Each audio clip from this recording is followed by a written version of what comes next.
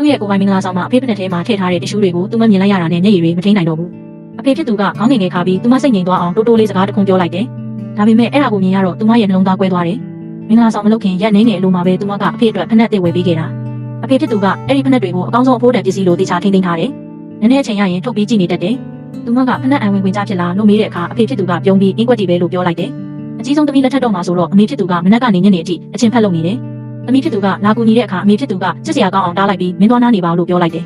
မိဖို့ချောင်းမှာအမေဖြစ်သူပင်ပန်းနှွမ်းနေစွာအလုပ်လုပ်နေတာကိုမြင်ရတော့သူမရဲ့နှလုံးသားထဲမှာစကလုံးနဲ့ဖွင့်မပြနိုင်တဲ့ဝေဒနာတစ်မျိုးဝင်လာခဲ့တယ်မင်္ဂလာဆောင်တဲ့နေ့မှာညီမငယ်လေးကအဖေဖက်နဲ့တွေထဲမှာတခုခုမားနေတာကိုသတိထားမိသွားတယ်ဒါပေမဲ့သူတို့သမီးကိုစိတ်မပူအောင်လို့အဖေဖြစ်သူကအစဉ်ပြေနေတယ်လို့မျိုးတရုပ်ဆောင်ပြနေတယ်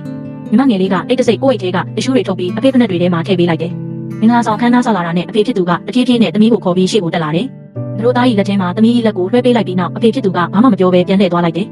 အဲ့ဒီအချိန်မှာဖခင်တဦးရဲ့တာဝန်ဝတ္တရားပြီးဆုံးသွားတယ်လို့မျိုးခံစားလိုက်ရတယ်